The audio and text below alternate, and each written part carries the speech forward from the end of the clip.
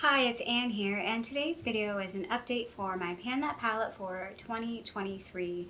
This year I'm doing it a little different than I did last year. I didn't pick a particular palette to pan. I brought together some random shadows and made my own little palette in this guy. I also do have a face palette that I'm working on, but it's not really to pan, it's just to get some use. And then I will rotate this out every few months to use another face palette. Since I have this in my hand right now, let's talk about the face palette. The face palette is the e.l.f. Total Face Palette. I think it's called the Soft and Subtle palette. I'm not 100% sure though, because I wrote some labels on the back because there is no other name on it. And this just has a highlighter and two blushes and a bronzer, and it does not look any different. And even visually, I cannot see any difference. Even sort of like touching it, there's like no dip, no nothing. Granted, these are kind of smallish pans, so I feel like I swirl my brush like across the whole pan. I use this on and off. I think I'm wearing the bronzer today, and I use this, generally I use this the day that I go into the office, because I get a little concerned sometimes that maybe my makeup is a little too much, I work in a pretty conservative office, so I'm like, you know what, this is a great office palette, or like everyday type palette. When I want to put something on, I want to wear makeup, but I want it to be more subtle.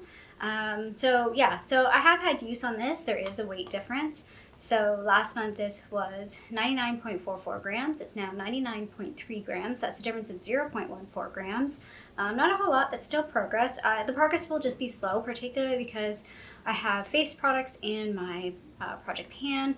I also have a weekly stash that I'm doing, so I have like 3 competing bronzers and 3 competing blushes. Well, 4 if you include that there's 2 in here. So it's just going to be like a slow progress type thing. It's more just about getting the use out of it. And then for my eyeshadows, so we've got this guy right here. Nothing visually looks a whole lot different, at least to me.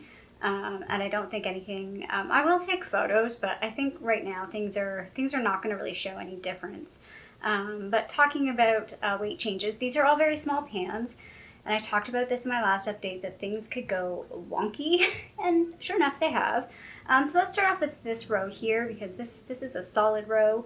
The white shade last month was or at the beginning of this month I guess, was 1.32. Actually, I don't know when you're going to see this, but last update, the very beginning of the project, this was 1.32 grams. It's now 1.3 grams. That's a difference of 0.02 grams. The pink one here, I've been using this, I feel like, quite a bit. It was 1.34 grams. It's now 1.3 grams. So that's a difference of 0.04 grams. I like this color because it's sort of like transparent. So it just like changes or shifts colors instead of necessarily like brightening them up. I don't know. It's just a fun one to play with. This one was 1.47 grams. It's now 1.39 grams. That's a difference of 0.08 grams. Again, I've been using this one quite a bit. And then this one was 1.38 grams. It's now 1.33 grams. That's a difference of 0.05 grams.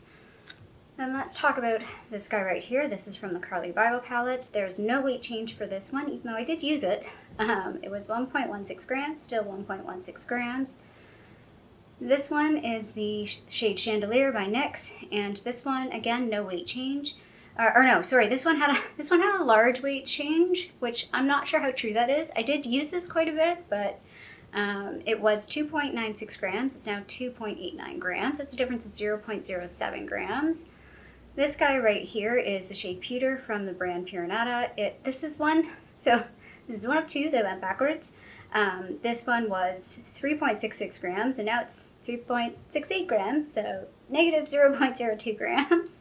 And then this one's called Morocco from NYX, and again, another one that went backwards. It was 2.96, and now it's 2.97. I'm just going to go with it. I'm just going to record the numbers as they are and not lose my mind. And then this guy right in the middle, I'm sort of throwing in random shades in the middle, and this is one that I've been using for a little while, but it's not really one that I'm like measuring or tracking. I'm just going to kind of do that every once in a while. This one is the shade Illusion from Purinata. I bought 2 shades from Purinata, well, 3 including the pewter, but I bought 2 shades that were like almost identical. It's like, I guess I have a type. One is ever so slightly more, this one's ever so slightly more like champagne, and then the other one is ever so slightly more pink, but they're like so close, like on the eyes, it's almost impossible to tell. So that's this guy. So there's definitely been some updates for all of them. And again, I use this in conjunction with all my other palettes. And then I also have a shadow in here. This was like the base, my skin tone type shade, and I finished it. This guy right here in the middle.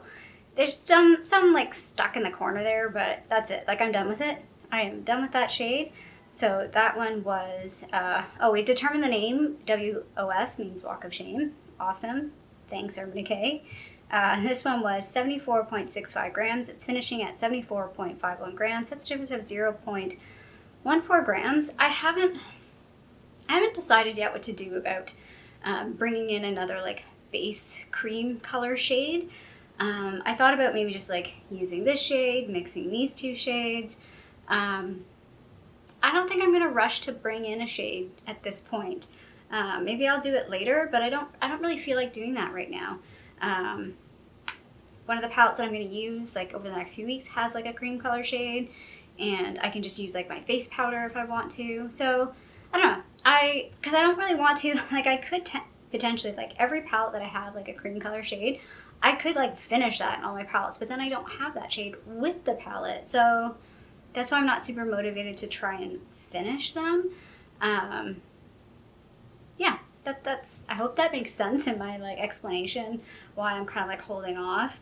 This one's very yellow and it's kind of light. I might play with it for a little bit and see how it works, and if I feel like maybe it'll be a good one for a base shade, I might stick it in the project, but for now I haven't made that decision yet. So that's what we're doing. I'm being very casual with like my project panning and my projects in general right now, because I'm just like, I need to ease into things. I feel like for me, my life is a little bit busy right now. Things are changing and there's a lot going on. So I really want to do these videos. I really want to do panning, but I need to be realistic with myself, and I don't want to stress myself out about it either. So I did want to talk about the palettes that I've used in January. I think maybe next month I'll be a bit more detailed, but this month I didn't even take any pictures of eye looks. I had 3 palettes that I was using sort of like at the beginning of the month. So I was using the Charlotte Tilbury Starry Eyes to Hypnotize palette. Again, I kind of touch upon these in my weekly Shop My Stash, but yeah, I really enjoyed playing with this guy. There's no mattes in this, so you kind of have to, it's good that I have that pairing palette, because you do have to pair it with other palettes. Well, I like to pair it with other palettes to kind of give it a bit more variety. I had this little duo from Pixie. I really just like the shade on the, I guess, the left, the right, the lighter shade. It's a really nice, like, all over lid shade. This shade's nice too. Like, it's a nice little duo. Great, again, worked well with the companion palette. And then I was also using the Blueberry Muffin palette from BH Cosmetics. Again, really, really enjoy this palette. It's one of those palettes that kind of surprises me. Like, this color kind of looks brown, but it ends up being more purple once you work it in, which works really nice with this color, because this color is actually kind of purple.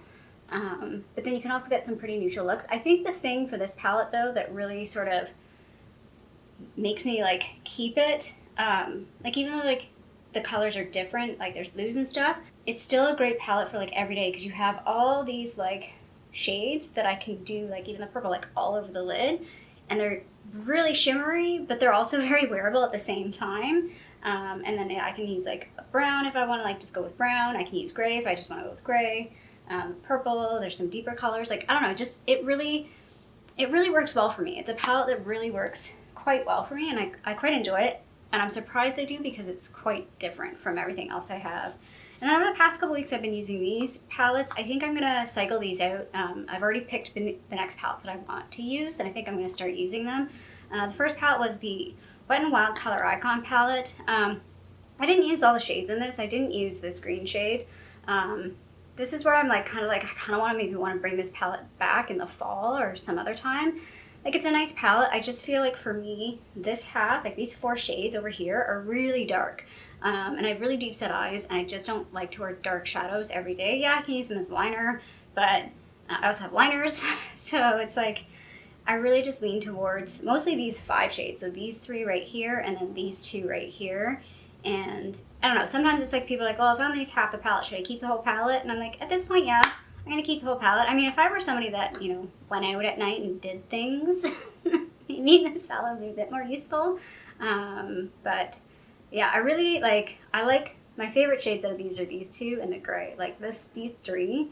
So this is a palette I could see myself maybe decluttering, but I do like the fact that it does have those deeper shades, and that it's a cheaper palette because, again, I don't use a lot of deeper shades, so for me it's maybe one to keep.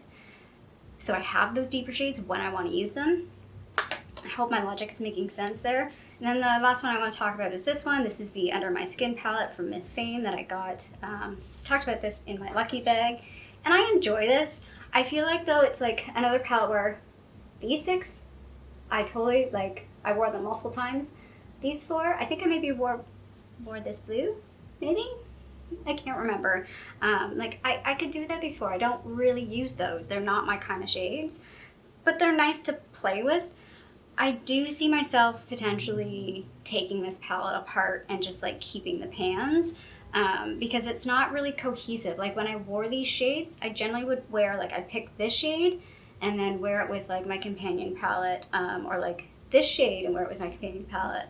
Like, I did combine some of the colors together, but I don't really like them together.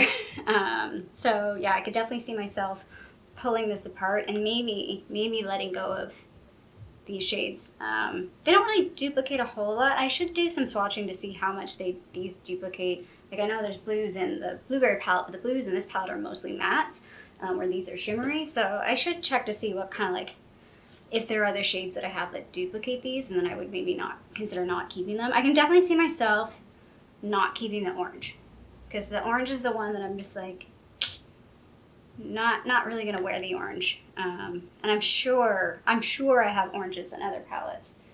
Where'd the little thing go? So yeah, so that's my Pan That palette. And I guess a bit of a palette wrap up. Like, last year I was sort of doing, like, palette picks and I was showing pictures and stuff, which is fun, but it's a lot of work. And like I said, I'm trying to take things a bit more casual, so maybe I'll have some photos next month. I do miss taking the photos. I like seeing the photos. It's just finding the time, and it is a bit hard at this time of year because it's dark out and I like to do my photos in video in daylight, and we're getting a bit, like, better now. End of day, I have some time to film now, so just filming on a weekend. But yeah, I don't know. That's where I'm at with that. I hope that makes sense. I feel a little bit rambly. I think I'm a bit tired. So I think we're going to end this video here. I hope you liked this video. If you did, feel free to give a little thumbs up down below. And if you haven't already, I would love it if you subscribe to my channel here in Toronto, Canada. I hope you're doing well, and I'll see you sometime soon. Bye.